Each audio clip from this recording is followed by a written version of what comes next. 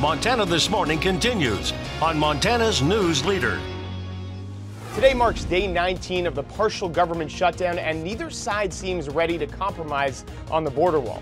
I'm Mark Liverman in New York, and I'll tell you how both sides blamed each other in separate primetime TV addresses. And a court case in Deer Lodge involving a guard at the Montana State Prison. Our John Amy has that story coming up in a moment as well. Thank you so much for joining us here on your Wednesday morning. It is 6:30. I'm Missy O'Malley with the one and only Chet Lavin, our one and only Matt Elwell. We'll have our forecast in just a moment. One and only's here. That's right.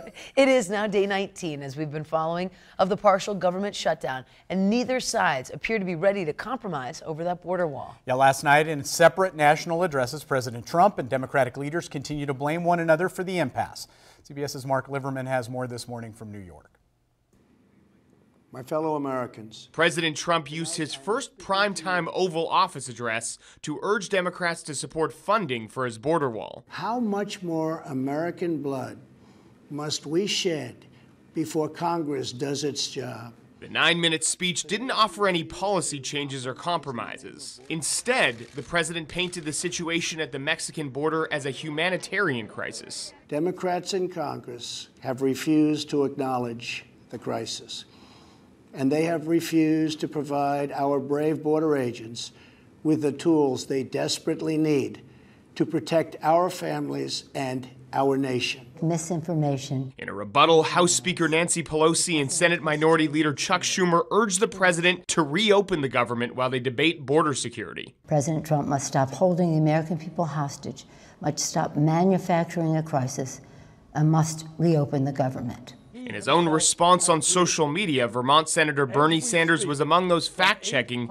many of the president's claims, among them that Mexico will pay for the wall. The wall will also be paid for indirectly by the great new trade deal we have made with Mexico.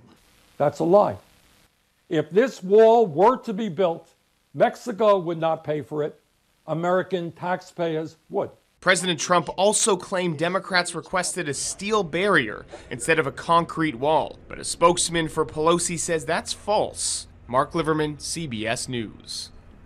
Now, President Trump will meet with congressional leaders of both parties today at the White House. It will be their third meeting this month. Tomorrow, he will then fly to the Texas border. More to follow on that. And Montana U.S. senators are reacting to the president's speech in very different ways. Both Senator Jon Tester and Senator Steve Daines says they want the shutdown to end. But Senator Tester says what's already been offered is enough. In a statement to MTN, Tester said, quote, Republicans and Democrats in the House and in the Senate already passed legislation to reopen the government and to secure our borders. It is time for the president to work with both parties to protect our local communities and to put folks back to work.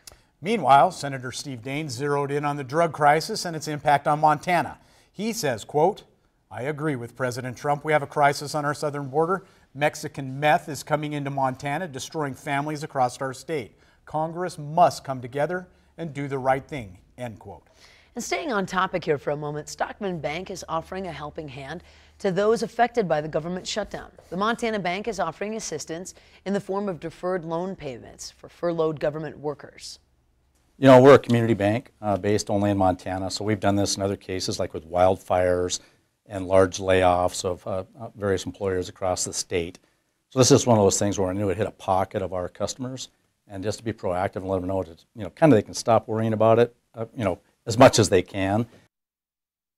Now, Nelson says that the deferred payments are huge because they can help keep a person's credit score intact. I think that's an amazing That's an amazing thing. And one woman had just mentioned she just bought a house, her first mortgage payment, she's not able to do. So it's just amazing that very tough times on that, and we'll continue to have more on that. More at 7 o'clock on CBS This Morning. Right now, more on this interesting, we're half into winter. We've got the temperatures. We're just not seeing the snow. here? You know, it's kind of the hokey pokey. You put your right foot in, you take your right foot out. That's kind of how we feel right now.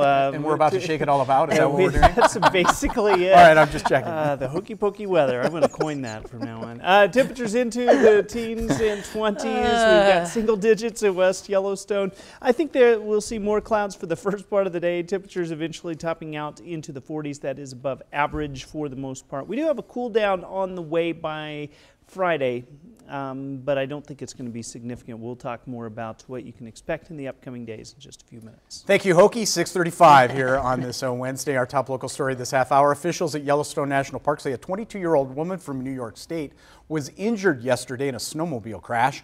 Crash happened inside the park near Riverside Drive. Both the driver and the snowmobile ended up in the Madison River.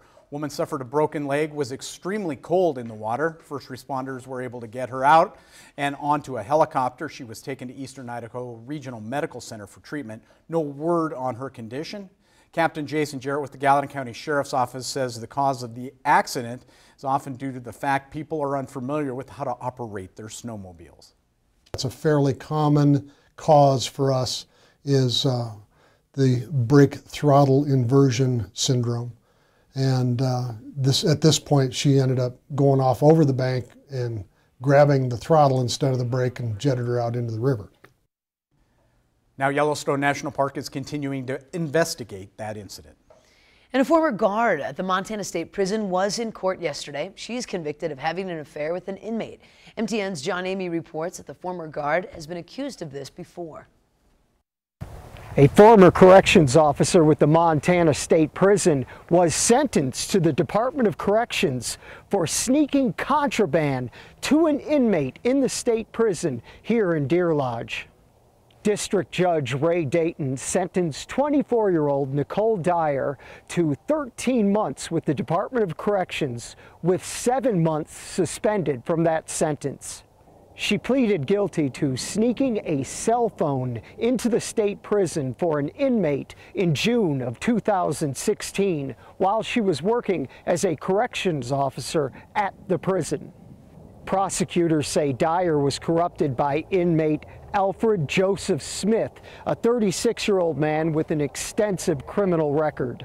Earlier that same day, Judge Dayton sentenced Smith to 13 months for his role in this conspiracy.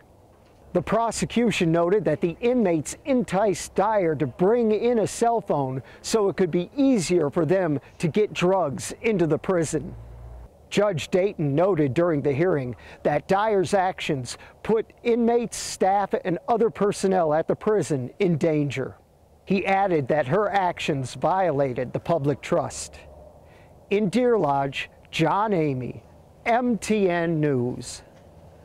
Just ahead of 6:38, now we're going to shift gears just a little bit. Yesterday, Montana Governor Steve Bullock made another pitch to extend Montana's Medicaid expansion, which provides health coverage to nearly 100,000 low-income adults. And he focused on how it benefits businesses whose employees get those coverages. But as MTN's Mike Dennison reports, Republican backers of Medicaid already are working on a bill to extend and reform the 3-year-old program.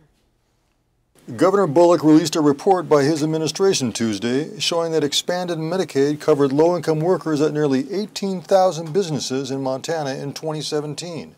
I think that it's time that we finally fully recognize that the value of Medicaid expansion is as much for our Montana businesses as it is for the Montanans receiving health care. Medicaid expansion uses federal and state dollars to provide health coverage to those making up to 138% of the federal poverty level. For a single person, that's about $16,700 of annual income.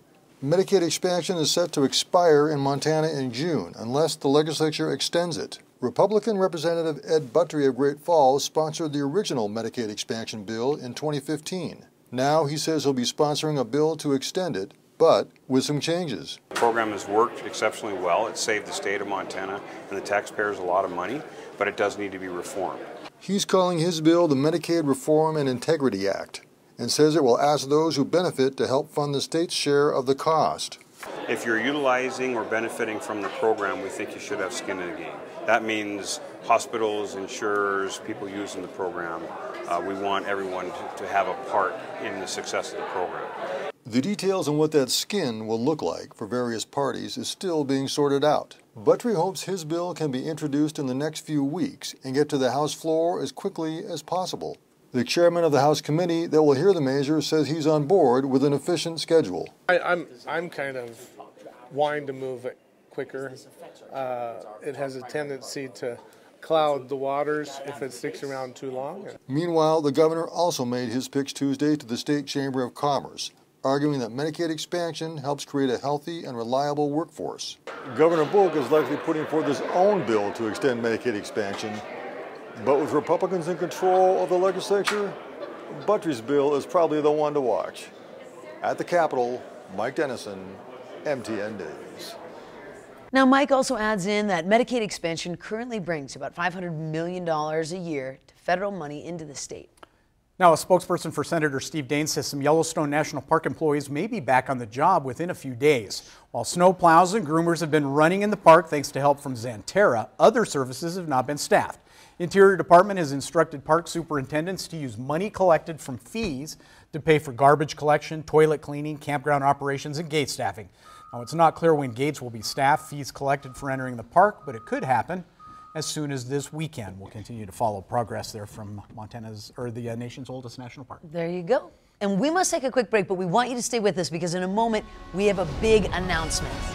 That's right, a super announcement. We'll explain that from Bozeman Health, friends from the foundation here. But first, let's check in with Gail King to see what's coming up at 7 o'clock. Good morning to you. Ahead on CBS This Morning, we'll fact-check President Trump's first Oval Office address after he claimed a wall is the only solution to the border security showdown. Is that true? Plus, Fran Townsend, former Homeland Security Advisor to President George W. Bush, joins us to discuss. In our Road to the Grammy series, we'll show you how songwriter Teddy Geiger's collaborations with singer Shawn Mendes, there he is, love him, could make Grammy history. We'll see you 7 o'clock on the dot.